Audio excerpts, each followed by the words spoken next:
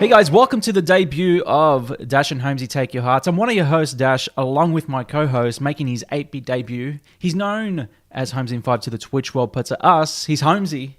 What's going on, Holmesy?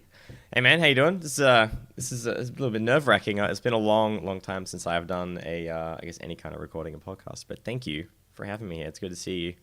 It's good to see you through the old Discord camera here. Yeah, that's right. We're obviously conversing over Discord, but you guys are listening to us on podcast today. Guys, Holmesy and I have been mates for... Before I get into what this is, Holmesy and I have been mates for a while. How many 8 years now?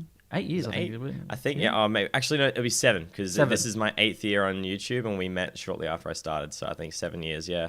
The old machinima days. Let's not get into the PTSD topics there. Yeah. So myself and Holmesy have known each other for a while now, close to a decade, and geez, I can't believe I'm actually saying that, but we knew each other through YouTube and everything, so we created video content and all that jazz. And then, Holmesy went off and did Twitch. I kind of went off and did my own thing as well. Now we've come back together to create some awesome content over 8bit.net, some new podcasting content for you guys as well. So this is going to be quite interesting because myself and Holmesy haven't actually done a podcast since the second episode of the Dashcast with Kieran with the chin. Oh man, yeah, wow, yeah. Memory lane. My gosh. Yeah. Yeah, so it's been a while. So this is going to be interesting for us to actually get back together and do a podcast. So, guys, what is Dash and Holmesy? Well, it's our tri-weekly book club gaming podcast where Holmesy and I will get together every 3 weeks to look into some of the hottest games out right now. Or some games that we're currently playing and we want to experiment with, like we're doing today. Persona 5 is obviously from the subtitle Take Your Hearts. We'll be diving into the crevices and dissect it to the point where, which we have played to. Don't forget to follow us on soundcloud.com/dashandholmesy and soon on iTunes. But you can also catch us exclusively every 3 weeks at 8bit.net with our hungry family. So we ask also that if we are on iTunes by the time this goes up, that you give us a cheeky 5-star rating and give us a nice review because that does actually help us out. Holmesy. Hello. Yes. Hello. So. How you doing? I'm good. How are you? So obviously you're a little bit nervous, aren't you?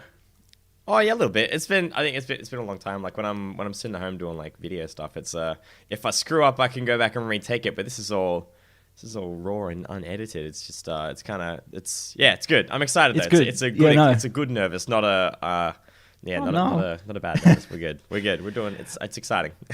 So this is a little bit different because what I've done is basically I gave you Persona 5 to play, and yes. This is a game that essentially you kind of don't have any experience in playing any of the other Personas at all. None. I've not actually. I've seen stuff online, like a couple of little posts from other people playing the game, but it's never caught my attention before. Mm. And would you consider ever picking up something like this at all? Not until you put it in my hands. No. No. This is although you've got a bit of a reputation for giving me games that are usually pretty good. So I've got what was it? What were the last 2? You gave me 2 before, but this. I gave you Life is Strange, the last one. Life is Strange, the last one. That was really good. Yeah. So far you've just given me bangers, but yeah, we've got a new game in front of us today. That's right. I can't remember what the first game was, but I do know that you kind of teared up with Life is Strange, which was quite good to actually watch you play that. It was actually quite entertaining. Now, with Persona 5, first tell us what you know about the story so far. Cool. Yeah. Okay. So it's I've played this over quite a long time as well. So you gave this to me was it 2 months ago now? I think. Yeah. Right. Just about. Yeah. So I've had it for a while. From what I recall, from what I remember, my so my character's name, because I know that you get to name your own character, is Senpai Weeaboo. And so Senpai Weeaboo. Essentially, the game kind of starts out and you're sort of relapsing through this whole, or you're having it's like a flashback you start out with, and you're kind of infiltrating what I guess I now know is like a palace. But you get caught in the whole thing. You're getting interrogated about what you're doing, but you essentially get kicked out of the town you live in because you've been, I guess, sued or accused of assault. You have to start a new life in a new town in Japan or Tokyo, and Yeah, you're living with gosh, I think his name's Sujiro. Yes. The cool, like the dad of the game essentially. Yeah. And you're starting out a new life in a new place, making new friends and trying to stay out of trouble. But that's the Yeah. last part doesn't go so well, staying out of trouble. Ha. Yeah, you're not my real dad, And Dad. then my real dad, Sujiro. What date are you up to on the game? 25th of the 4th. So I don't know. I Okay. won't say what I've just done just yet because I might Yeah. bring up that later. But yeah, I'm Yeah. pretty close to some bigger events in the game. Yeah. So from what you have played so far, though, what are you thinking of the story development within the main character to the characters that he's met so far? Like, obviously Ryuji is the first character you actually meet. Well, technically that you befriend, I guess, Yeah. in the game. So, what do you think of the character development thus far to where you're up to right now? I mean, I'm 11 hours in, and Yeah. I got to say, like, I mean, character development I think is pretty good. I think I like the fact that you get to develop relationships with other characters too. It's not just like a case of the story kind of progresses and dictates what your relationships are and gives you like a pretty guided sort of experience. You get to choose whether you can go and like train with characters or interact with characters and talk to them, and like you can develop specific relationships or choose to ignore them or put them off to the side for the time being. So I think like the fact you get to pace your own character development and choose who you want to befriend closer is a really cool aspect. Yeah. On the other hand, though, 11 hours in, it's taken a long time to get to something that I've considered exciting. Yeah. And it's a very slow Yeah, grind. it's a slow burn. It's a very slow Yeah. burn. So this is something that I was quite when I actually handed the game over to you. I remember actually telling you it's a sinkhole. It's a time sink, I should say. Sorry, not sinkhole. It's a time sink. You will have to put some hours into this game to actually get to a certain point to like jump that hurdle is what I always say because I feel like a lot of games they end at like what you're up to right now. So like in story development and everything else, a game these days only lasts like up to 8 to 13 to 15 hours on a main Yeah. story. So you're 11 hours in and you haven't even ended the first mission yet, to be honest. From what I kind of gather, I've only kind of scraped the surface. It's like a drop Pretty in much. the water. Yeah. I mean, you've told me before that it's like as an estimate, maybe like an 80-hour game, and so I'm maybe as a speculation, like an eighth of the way through the game, and I think the best analogy I can think of so far to describe my experience is like pedaling up a hill in fifth gear. It's just been slow and hard, and I feel like I've just gotten to the top of the hill, and we're going to start cruising down and going through. Yeah. Good, So exciting stuff. So tell me, what kind of games do you usually play though? Like, what's your type of game that you usually like to play? Like, what kind of genre is your genre? Single player, role player adventure games. Usually with like I don't know, like I've not got a short attention span. I'd like to think, but something you that's definitely do. I say I know 8 to 10 hours sort of fits the bill. So like, I mean, the first 3 games I could tell you off the top of my head, or like series that are like my favorites are Far Cry 3 and 4, the Dead Space trilogy, and now just recently God of War. Like God of War is probably the best game I feel like I've played ever. But games like that, or like those 3 all have very similar themes and layouts. So like that kind of style. So how long is God of War? Because I can't really remember. How many hours is God of War the main mission? Well, I haven't finished it yet, and I feel like I've sunk at least like 16 or 17 hours into the game because I've streamed it like a number of different times, and people are telling me I'm just over halfway. So for a story that this game is, I feel like it might be the same as Persona though, in the sense that it's a big game that's not designed to have much or any DLC. Yeah. So it's that kind of style, which is good. Okay, that's good. How you find? I don't want to jump across too much to God of War, but how much you find? Like, how are you finding your attention span to something like that so far? Like you said, you're about 17 hours into that one. How are you finding that? And you're saying you're about halfway. How are you finding that at the moment? It's I guess comparable to like Persona 5. I guess like the pacing is incredibly different because this game is overall much shorter. I think like because of I think they've ticked a lot of boxes in pacing and duration and story and interaction and events. Like it's not, I don't think I've found a point in the game where I've been bored or like, I guess like I'm kind of like, when are we moving to the next spot? There's always something new and the pacing has just been set out really, really well. Yeah. How are you finding that with Persona though? hard Okay. in a word. Yeah. Up until now, like up until like literally, I've only just beaten. Can Yeah, I you should I can say mention what it. I've Yeah, just yeah, done? of course Yeah, you can, because you've yeah. already mentioned the date, so yeah. Yeah, of course. I mean, I've just defeated one of the palaces, so I think up until like this bit, Yeah. I found it a bit of a struggle until I started like fighting more interesting enemies and having more Yeah. dialogue come up and more big events kind of happen. Yeah. But I also feel like this is the I guess like the downward in a positive way, the downward cruise Yeah. where everything's just gonna kind of pull me into the game and I'll roll through it all. Yeah, it definitely is, because I think from here, so you've actually just defeated Kamoshida and his palace. What you just basically explained was a great analogy, because essentially what you've done now is you've kind of opened up a lot more now, because Kamoshida's palace is essentially what begins as a tutorial kind of thing, just to kind of ease you into the game and make you understand what's going on. A lot of people were questioning it and saying, is this the game? Is this it? Is this all it's going to be? And essentially, once you pass that hurdle, it just opens up a whole lot more. And when I say that, you can basically, like when I say to you, it's 80 hours, it's 80 hours because you can just basically go forward from here and just go straight through the story. But you can also look around, upgrade your personas and everything else. And Yeah. that can extend the story. That can extend the gameplay time a little bit more. However, your experience will be a lot better by doing so, because you open up new story avenues, new paths, and everything else. And it essentially creates a new path for the story as well. So it will affect your story essentially in a way, kind of like what you just said before we started the podcast, when you said, Beyond. I really like playing Beyond Two Souls because of the story attributes and how you can choose your path and everything. Persona has that in it as well.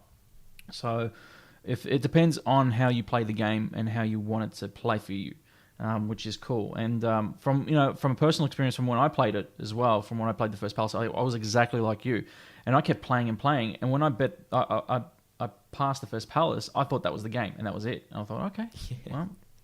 I can't remember, I said paid like $70 for it. I'm like, I paid $70. It wasn't a bad experience, but and then they said, oh, it's not over. I'm like, what?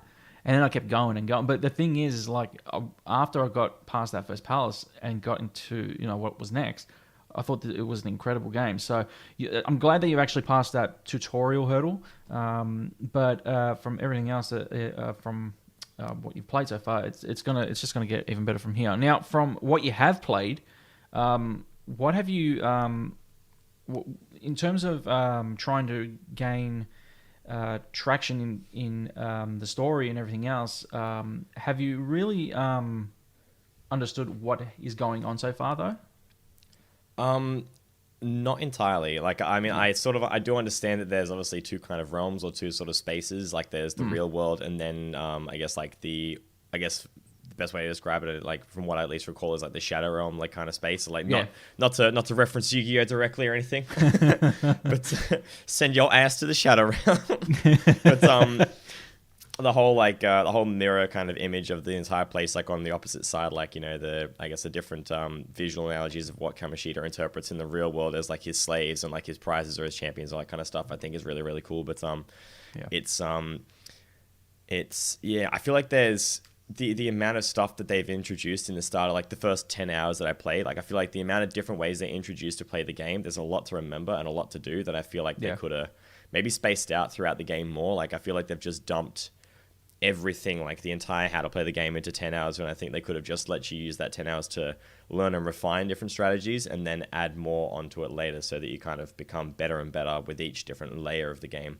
But I mean, that's my opinion. Obviously, it's subjective. I know everyone's got, no. Of course it is, but the thing is that now it's funny that you bring that up, because there are new things that you will learn as you go forward as well. But it's not like going to be completely tutorial like how it was in the first Palace. Basically, there will be points that will be brought to you, and it will kind of come to you, and they'll say, okay, now you can do this, and you've unlocked this ability and all this other stuff. This is how you use it. But it's not going to be always here it is, and in every single Palace, it's going to be basically like one here, one here, one here.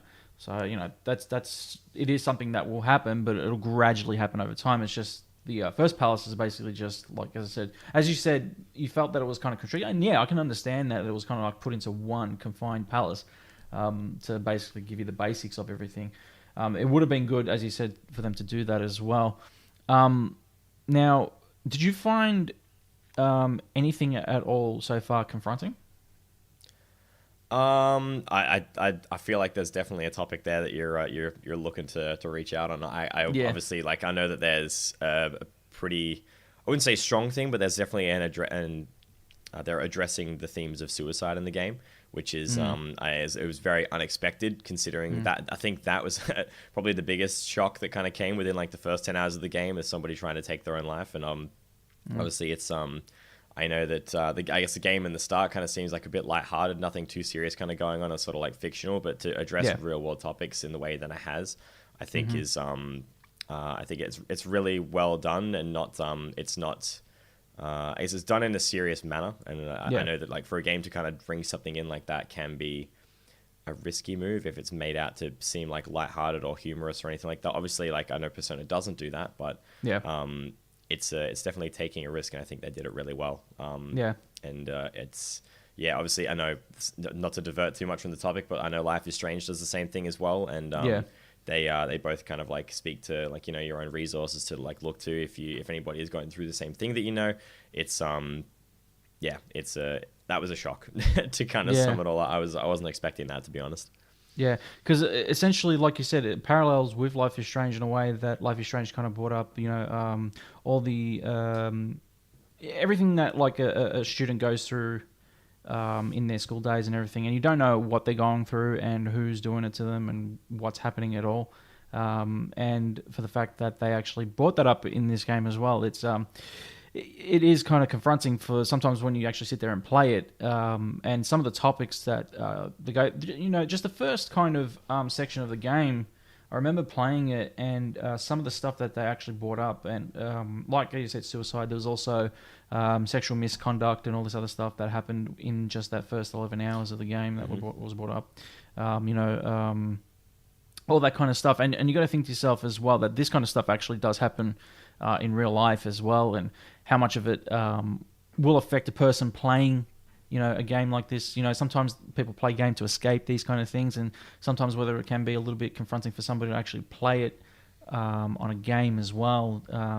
It can be a bit of, as you said, a risky move, but I think the story's handled it really well so far, and you know, there's going to definitely be some stuff I think that you're going to be in shock for, but I won't go into that yet because you still haven't finished the expulsion, have you? No, so I am just shy of that. I was hoping to have that done before today, but it's I think I'm about 6 days away now From expulsion. Yeah, the only thing I found that I struggled to do, and this is although it's going to be a change of topic as well when I say this, but we can probably talk about it more later. No, but, we can talk about anything. Just go for it. I mean, the one thing that I found difficult after finishing the palace, although I might have rushed. I don't know whether it's that I've rushed through getting through the palace in general, or whether it's obviously you could pace yourself because you get given a deadline for the actual expulsion in itself. But I completed Kamoshida's palace on the 23rd, and then I have to now. I basically in the game have to kill time for 7 or 8 days. Yeah. And I have struggled to find what to do. Like I've done that, and now I've got 7 days to get through and do stuff, but I don't know what to do in the next 7 or 6 days. Like I've managed to train with Ryuji. I haven't bumped into Lady Ann or Morgana at all. I've done like a couple of classroom things, like increase like my different traits, but I don't know what else to do now. It's just kind of like, do I just basically go to school, walk around, go home 6 times over to get there? It's I know some parts of the game I found a bit unclear as to what the next steps are and what I guess what I should do. Yeah, so I agree with this. So for the first portion, so like as I said, for the first part, this is basically what you'll be doing for the first palace. Essentially, it's like the first mission. Essentially, you will be doing that for that expulsion rate. So the reason that they do this, I found out later on through my second playthrough, is because if you play a harder difficulty and all that, obviously your health and everything will kind of diminish a lot easier while you're in a palace. So what they want you to do is use the safe room to travel back to the first part, like the front of the castle, then boot, and then come back on a different day so that your health is regenerated, and then you can keep going. So essentially, that's why they give you that space of from there to the expulsion, or from So it's a buffer for all difficulties. Essentially, it's like they're accommodating for it, and I I haven't finished it too quickly per se, but because it's on an Yeah. easy difficulty, I have that spare time now. Correct, yeah. But you also have that spare time to upgrade your personas, find new confidants as well. So new confidants around the city. If you want to walk around and have a look, like the train station, all that, you can have speak to some people and all that, and make new confidants. They'll help you. They'll actually help you upgrade your personas. So that's actually something that you might want to look into if you've got like those spare 7 days left, I guess. It's also a way for you to unlock. So go shopping, unlock some stuff and all this other stuff. So that like when you do head into the metaverse, you'll have gear on you, so that your health doesn't diminish as easy. Because I remember when you were fighting the oh god, what was it? It was the first time you died. Oh, sorry, no, wasn't it? Was it the first time you died the other night on stream? No, I think I've died once before, but it was what did I fight? It wasn't the No, it wasn't the big penis. It wasn't the penis guy. No, that was it was before that. I got caught. Oh, it was one of the big like the knights. Oh, it was obviously the first night that you into other enemies, but it was one of the so red when you knights. when you made it into the top tower, it was the first night up there, wasn't it? Oh, here's a topic. Here's a vent. Oh my god. Yeah, see, you're right. The first time I died, was I infiltrated like the main tower to get towards the top and get the treasure and all that. And I lost to one of the knights, and I had to respawn all the way back at my last safe house or safe room.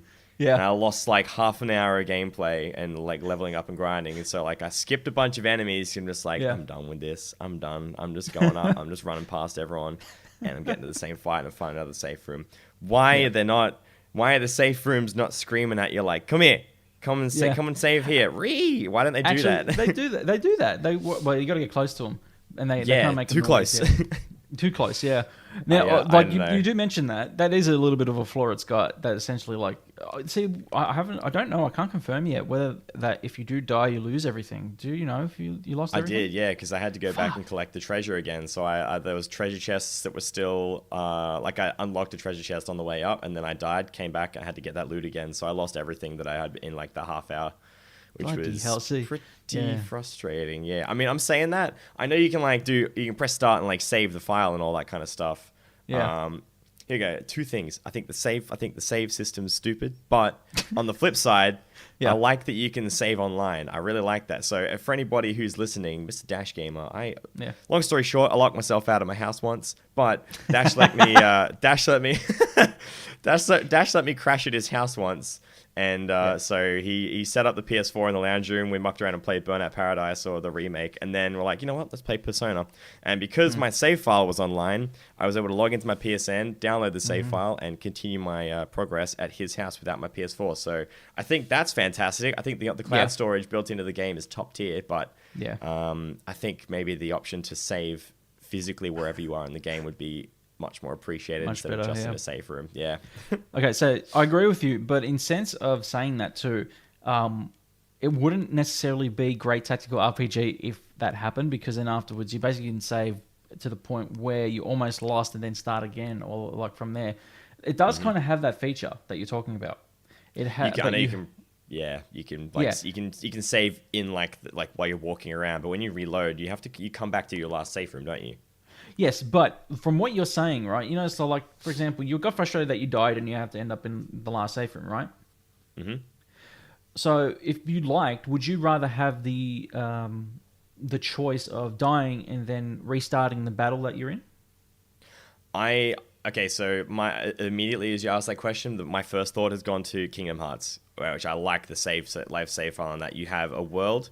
You have a set save point that you have to run back and forth to. If you lose a fight, you either choose load screen or retry, and you load back to just before the fight you encountered. Okay. And you don't lose anything. Yeah, so, it has that. So, essentially, remember when you started on Twitch, you said, okay, so which difficulty should I choose? And Mog was there with us, who was watching, and said, he should pick easy. I said, he should pick story, because story is essentially that, right? So, if you pick story... It's essentially the same game. So exactly what you're playing, right? So you don't lose anything if you change it, right? Yeah, it's still the same experience. That's right. So I don't know if you can change it now that you're in it. I But can, yeah. I looked you at can? I was sort of going Yeah. through options as well because I also want to. We'll talk about this later, but I also wanted Yeah. to dabble in the game with Japanese Yeah. voiceover and Yeah, you English can do subs that. because I just want to see what the experience is like that way Yeah. as well. But we'll talk about that later. But yeah, Completely if you weird. can senpai Yeah, weeaboo. boo. Yeah, look, no, Yeah, you if can you, do, if you can do yeah. that, that's really cool. If that's the Yeah. case, then for the sake of streaming it too, I think I might Yeah. change it over to Story. mode because if Yeah. that's the case, then I lose on story mode and come back to where I was just fighting and have Yeah. the choice to restart again. I Yeah. think that should be the experience until you play hard. Yep. So that's Personally. exactly, yeah. So I found that out playing it personally because I was playing on an easy, and I did the same thing. So I actually lost against the penis monster, and yeah, and I ended up back in the last safe room, and so you can, yeah, that's right. I did change it myself. So I ended up changing it to story, and playing it again. I lost against the penis monster again, and fortunately, it said, "Would you like to restart this battle?" At the bottom, I'm like, "Fuck yeah!" So basically, just Cool. clicking yes, and it just restarts the whole battle for you. So you don't have to end up back in the safe room. You're not ending up like an hour or 30 minutes behind. You're there. Because I tell you now, Right. you're probably gonna need this in the future. I tell you right now, because even on easy, some of the battles that are in the future, sorry, even on story, some of the battles that you go through are hard. They are very hard, and I found that to be like almost confusing to a point because I said to myself, "Fuck, I'm playing in story difficulty right now, and I'm finding it extremely hard to beat some of these enemies as well." You're doing the smart thing though. I've noticed is that you're looking at like all their weaknesses and everything else. My first playthrough, I didn't know about that until my second playthrough. Ah, okay. So you're See, playing like, smart. yeah, when that comes up, like, I'll look at an enemy and I'll see like what's still a question mark, and because I know like Arn, Morgana, and Ryuji at the moment just have their fixed personas, but I remember like Morgana's got wind, Arn has fire, Ryuji has lightning, and it's just like, okay, well, let's pick. Like, I'll use like a different type of attack for every character and try and expose those weaknesses turn by turn until I get one. And then as soon as I get that, like for guns, you can shoot every character like bang, bang, bang, bang, and then you can immediately do like takedown or like all out attack. Like it's I've been trying to do the whole strategy thing with that. I gotta say, like when it came to the fight against I guess Kamoshida, like the big fight, like big tongue monster man. That fight was incredibly misleading when you start kicking his ass and you're grinding away at him, and then he just like heals.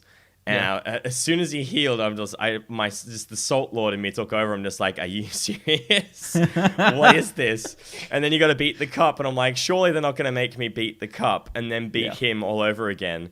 And then to see like that he gets demoralized and you do more damage to him, like it.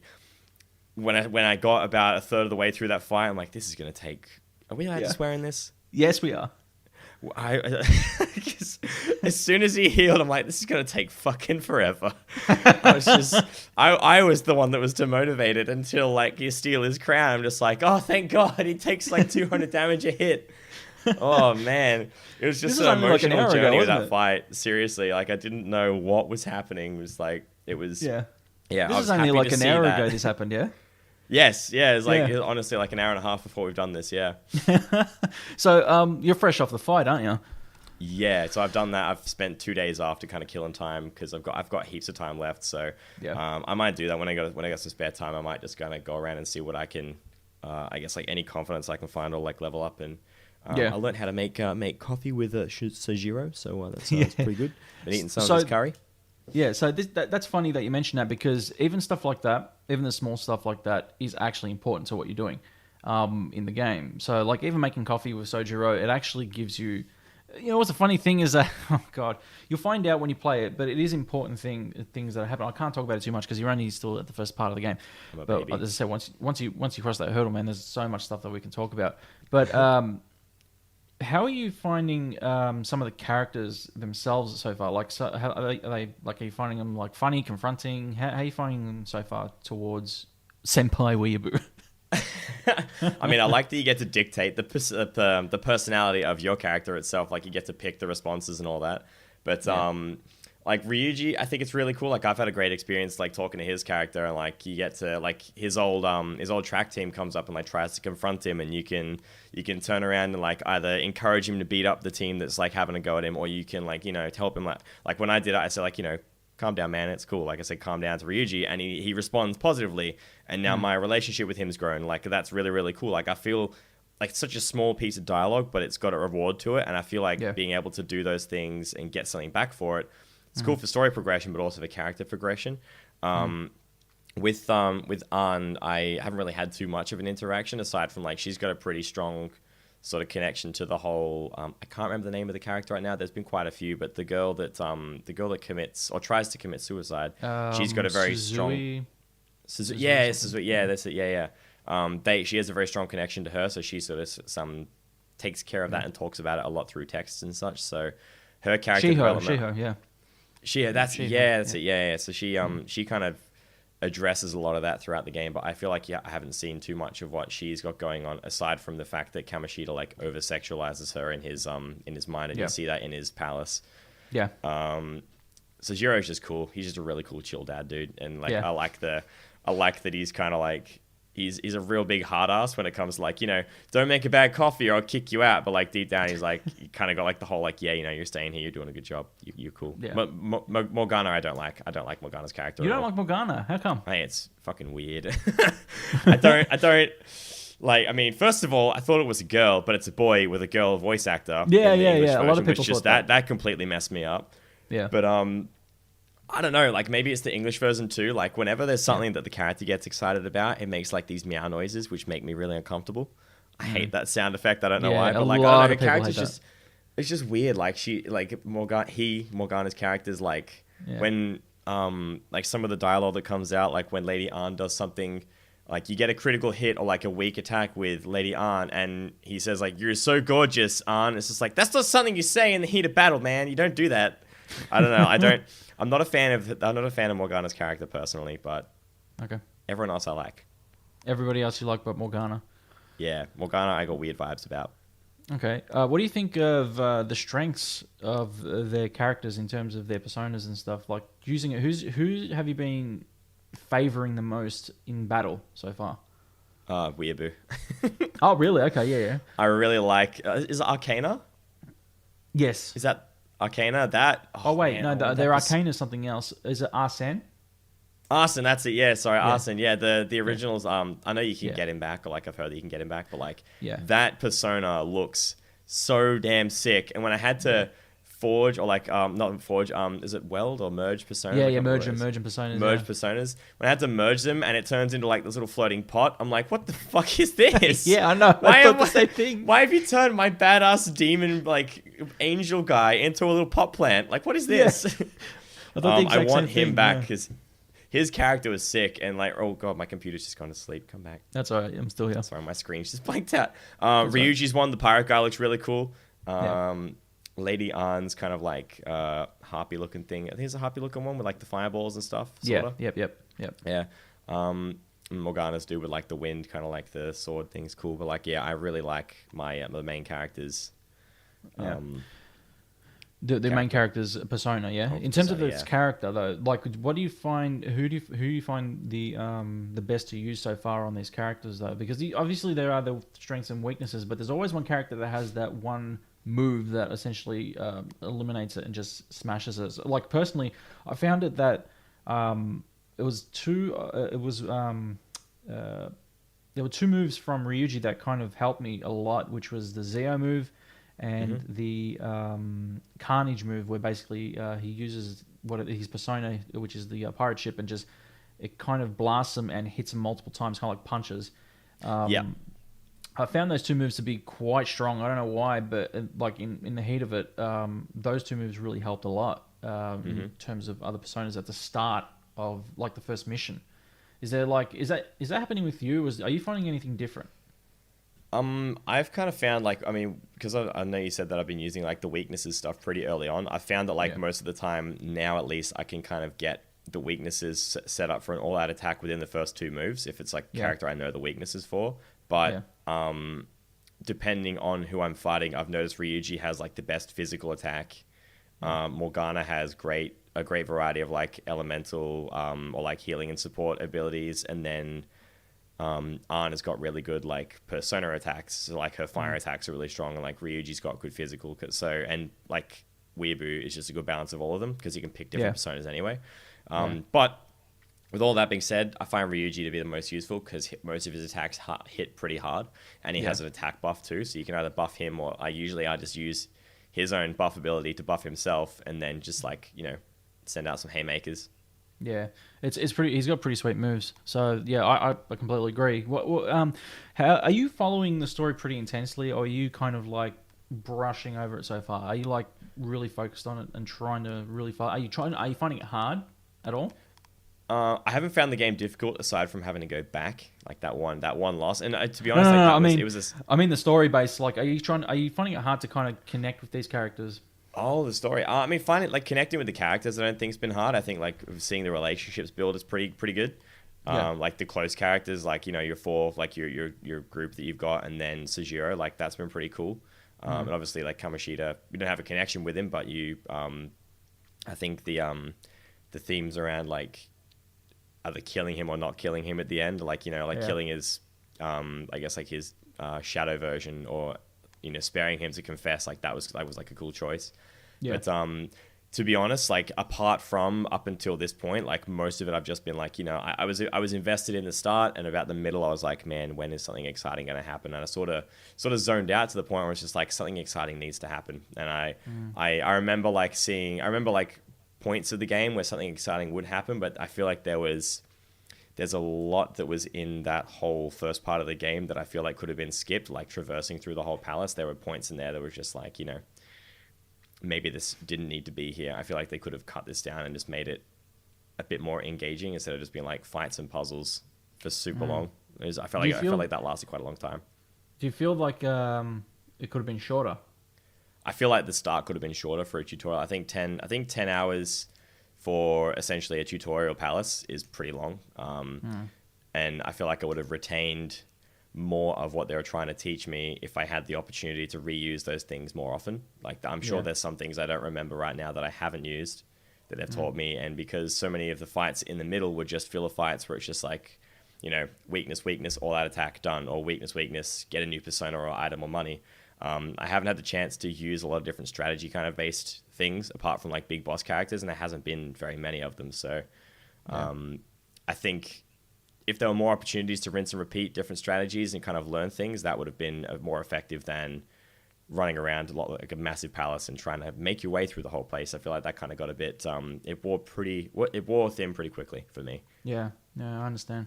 In saying that, actually, so at the start of the podcast, we mentioned that you're more of a first-person shooter, third-person shooter, because you like playing Fortnite. You also like playing, the arena shooters a lot these days. So in playing those kind of games normally, and even adventure games like God of War and Horizon like that, normally that's your go-to usually. Because we're both like that essentially. Even I was like that too. Jumping to something like Persona from that, like it's almost a harsh U-turn in a way, kind of in an analogy to explain it in a way. Did you find it kind of hard to kind of do that because you're mainly more, like you said, your attention span's kind of shorter in like trying to play like a game, kind of like a first-person shooter. Kind of your attention span's a little bit more into it, rather than something that you got to sit there and understand the tutorials and play it and like learn a whole new way of playing a genre. Was it really hard to jump from something that's a lot more fast-paced into something that's a little bit more, I don't know what the word is, but slower is probably the way I could explain it right now. Yeah, I mean, to compare this to like the games I played before, like you're right, it is very, very different. With that being said, I have like I think my favorite, because this is obviously a turn-based game in terms of combat. I reckon it would have been cool to see it in like kind of set up in a similar style to Final Fantasy 13. That's probably like I feel like that for me would have been a more engaging way to play like the fighting. To answer your question though, like to talk about like whether it was hard to come from like fast-paced games to this.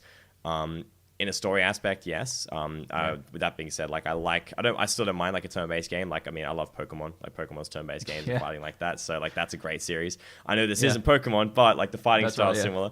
But I think in with regards to the story and all that kind of stuff, like having it, I feel like there was a lot of best way I could describe it is kind of like white noise. I feel like there's a lot in there Just a lot of doesn't fat need to that be could have been trimmed that kind of like shouldn't have been there, but couldn't have been there. I feel like there's a lot that I could have let somebody else play or just skipped over entirely to get the story and still learn what I'm supposed to do.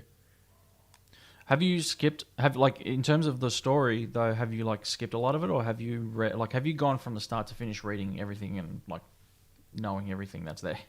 As best as I can, yeah. So I've seen, I right now off the top of my head, I couldn't quote exactly what's gone through, but if I played through the game right now and like say in the next 2-3 hours time, something comes up referring to a past event, I'd be like, yes, I do remember that. So like I have paid attention, but there have been a few times where I'm just, it's hard. It's tricky to pay attention. Yeah, I find myself getting a bit bored, but no, I don't blame you. I did the same thing. I remember, all the text messages. Like seriously, when you get those text messages from the people, like I'm more invested. I'll be honest. The the dialogue that's not read, like as in like the characters aren't actually talking. So I kind of get bored reading it. I really enjoy the voiceover dialogue in the game. The dialogue that comes up just as a speech bubble, and then like, you got to read it and read it and read it. Sometimes for me, it kind of got a little bit too much, so sometimes I did skip a little bit. I felt though that the times I did skip were buffer, like you said, like a lot of white noise that just simply didn't need to be there. Sometimes I did skip important conversation, which was my bad because I shouldn't have done that, because it also didn't help me through trying to find stuff, because it's for such an RPG that looks it's a corridor RPG, but it's big, and sometimes you can get stuck if you don't follow everything. And sometimes it does hold your hand a little bit, because it'll say, no, remember I said this, don't do this, and then it's like, oh well, I just skipped that, so thank God it had something there to tell me. But sometimes it doesn't hold your hand, and that's where you pay for it too. So and then afterwards you got to traverse all the way back for about like half an hour, because the one thing that I did mention to you when you were streaming the other night was when you went into that safe room and you said, are there going to be enemies when I come out? And to my surprise, there wasn't the enemy there. But usually when you do leave a room, go through a door and then come back through that door again, the enemies respawn. So I found it surprising that I found it surprising that the enemy wasn't actually there that night. But usually what happens is you go into a room. Maybe it's just because it was a safe room. I'm not sure. But usually when you go through a door and then come back, enemies respawn there in that position, depending. So like, for example, when you went into when you got to the top of the tower, like that first room in that top tower, and then you went into, you died first and then you went back, and I told you, hey, there's a safe room downstairs, and you went into the room and then you took that lift down. Yep. And then you got to that low floor, and then there was the staircase that you went down, and then you went to your right and you kept going down. Then you pressed... Oh, sorry, there was there's an elevator that came up when I fought the knight. That's right, and the guard, yeah. So the guard came up and you defeated it, right? So usually stuff like that, there won't be a respawn of an enemy, right? So I don't know why, but I think it's because it's more of a quick time scene, if anything. So it's like a scene that's it's locked a specific event, yeah. Yeah. So, but the non-quick time scenes, there will be an enemy that'll come back and respawn. But I was surprised because the point that we're actually talking about, guys, is also the point where the swinging axes are on that bridge. Just for anybody listening that you need a reference. So the swinging axes on the bridge, and Holmesy needed to go find the key to put in KAMOSHIDA'S statue eye there. He had to go back downstairs to find the key. So for anybody who's played the Persona game, Persona 5, and knows pretty much what I'm talking about now. So Holmesy had to go downstairs and find the key. So, but the thing is, right, you did defeat a couple enemies going up, and then when you came back down, remember how you said there was that big enemy that was going red first when you were trying to go up? And then you came back down and it wasn't there? Yeah, so they like remapped the whole arena to make me go down to fight into the second key. Yes, that's right. So there will be instances as you go forward that will happen again. Right. So there will be instances where there'll be remaps, there'll be respawns. that you turn around and go, well, that's bullshit. I just defeated that guy. And the thing is, though, what I find is if you defeat them the first time going through, and then you come back again and you have to go back, the enemies that they give you will be a touch easier, so that you're not trying to defeat the same enemy. It's just good. I also get that for like a EXP farming aspect as well. Like I suppose if that's you it. keep Yeah, going that's back what it and is. forth, yeah, it's like deter you from doing that all the time. I guess. Yeah. Yeah. So essentially, that's what it is. You're XP farming, and they want you to XP farm in the game as well, so that. Oh yeah. Yeah. Well, the thing is, getting to bosses in the game, like I've said, you're gonna experience some really, really difficult bosses. I mean, Kamoshida was. Did you die during your Kamoshida battle? No, I didn't. No. Oh man, you got lucky. I was actually alright. I managed to heal like pretty evenly. Like I noticed which characters were dropping low, and I just used like Dia on each character I needed to. So I did like two attack, 2 heal, and I just kind of like looped that around in a cycle. So I ended up kind of balancing my health the whole way through. Yeah, well, that's pretty good. And like guarding against his spikes. Yeah. Who'd you send up to get the crown? I didn't actually get a choice. Morgana just went up. Oh really? Yeah. Oh, usually. I don't know whether I did it wrong. I might not have done it right, but I pressed dialogue boxes, and then it was just like, do you want to send like someone up, or like send a character up? And then when it was my turn, when it was Weeaboo's turn, Morgana just went. It just said, "Who do you want to send someone up?" And Morgana was just the one that went up and grabbed it. So I might not have done something right. I might have skipped a dialogue screen. I may not have understood the goal entirely, but Morgana went up the top in the end. Yeah. Oh, fair enough. Because usually you get a choice of who goes up, and apparently the canon choice, from what I'm gathering, because they just did the Persona 5 anime series, and I've been watching that just to kind of get a grasp of what they wanted to do canon in the story. So the canon choice in the story apparently was Ryuji, and that shocked me, because I always pick Morgana as well.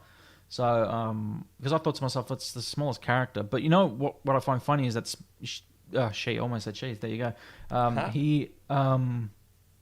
His persona is actually got a pretty strong wind attack as well. So yeah, and that's what shocked me too. Like, should I actually send Morgana up, because I think he'd probably be able to help out too. And it kind of gets to the point where you will get these things where you basically got to sacrifice a character in battle, and it's like, fuck, I don't really want to, but if I have to, who am I going to choose? Yeah. So there's going to be instances of that, but there's also going to be instances in the future where you will get help, which will be good for you as well during battle. Well, I've noticed on the cover of the game, there's characters that I have not even come across yet. So I mean, I've looked at it, and like, it's not a spoiler because I don't know who these people are, but I'm sure there's going to be more characters I'm going to interact with and team up with later.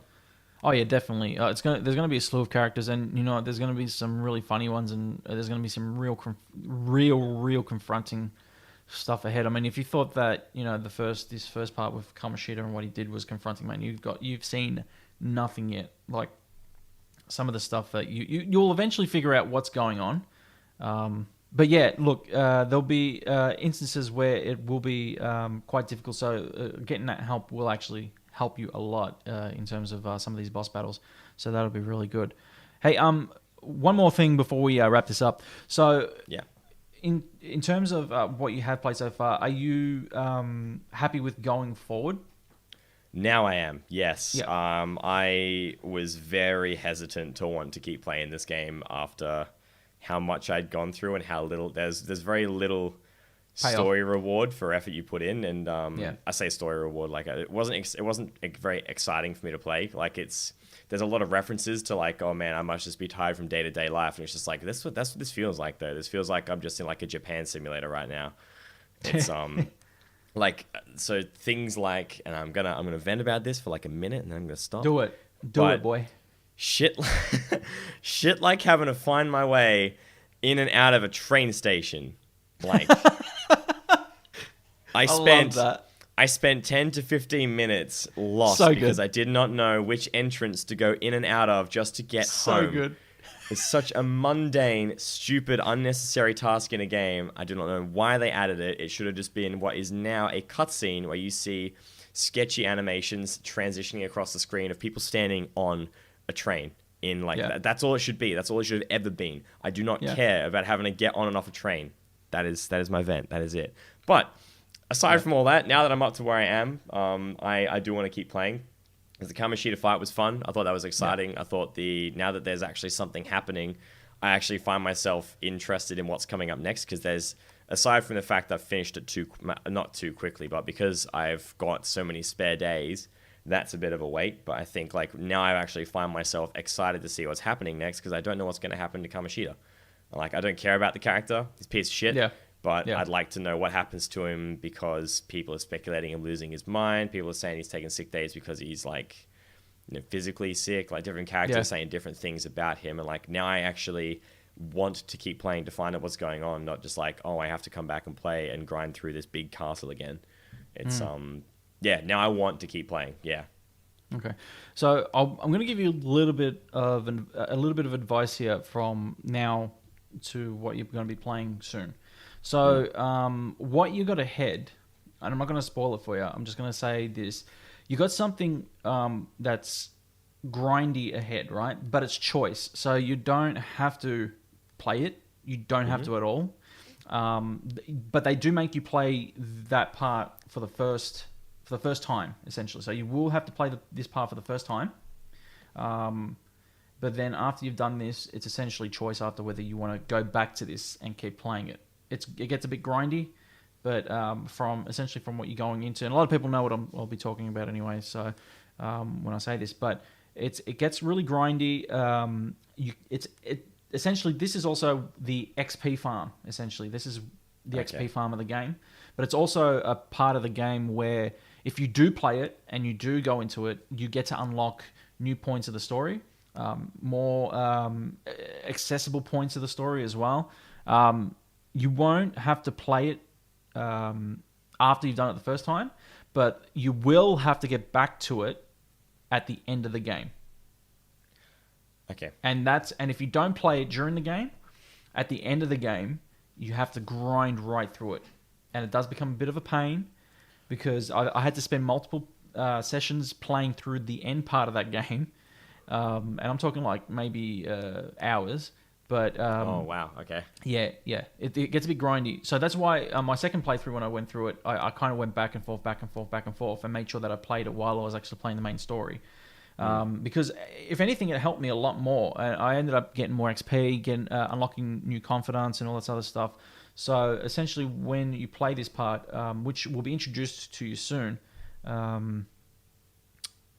it's going to be a little bit like, well, this is really grindy. Don't feel that you need to do it right now, but know that if you do it now, it'll be easier at the end. If not, then you will find it that you'll have to grind at the end of the game if you don't do it now. Okay. That's a piece of advice. Yeah. I'm probably more inclined to take a look at it early, to be honest. Like, I'd rather get it over and done with and just know that I can complete the rest of the game later. But I mean, I'll probably get rid of that early. Yeah. What essentially opens up two paths for you. There's the main story, and then there's the easiest way for me to put it is that once this unlocks, you're essentially playing the end story already. Okay. You're actually playing the end story while you're playing the main story. Right. At the same time. Okay, cool. Yeah, all right. Okay, I gotcha. Yeah. So you'll figure it out when you start playing it anyway, but it's really, really cool. Holmesy, any final thoughts on the first part of the game before we wrap this up? I'm glad that the last fight and the last hour that I played was interesting enough for me to want to keep playing because I was very skeptical about it. So, I'm glad too. Yeah, I'm looking. Because I told you the exact same thing about Life is Strange, and you were like, I mean, Life is Strange. I just took a long time to play, but Life is Strange got me right from the start. This one's taken a long time to get into it, so we shall see how the rest of it goes. All right, well, guys, that's it for this week. Thanks for listening to our first episode of Dash and Holmesy Take Your Hearts. So, guys, be sure to catch Holmesy on Twitter at HolmesyIn5, but you can also catch him streaming every week nearly at twitch.tv/. Homes in 5. You can follow me on Twitter at Dash Gamers, and also follow us on SoundCloud, soundcloud.com/Dash and Holmesy. And be sure to also follow us on iTunes when that's up and ready. So we'll put out something on Twitter to make sure that you guys know that. But if we are live there, make sure that you give us a cheeky 5-star rating, because it definitely helps us out. So subscribe there and subscribe to SoundCloud, because it depends on what kind of service that you guys want. And also make sure that you catch our Hungry Family over on 8bit.net. Where myself and Holmesy post every 3 weeks. Guys, you can also catch Buddy Watson and I on Dash Culture, where we dive deep into the world of pop culture every single 2 weeks. So that's it, guys. Thanks for listening this week, and we'll catch you guys in 3 weeks. Much love. Stay hungry.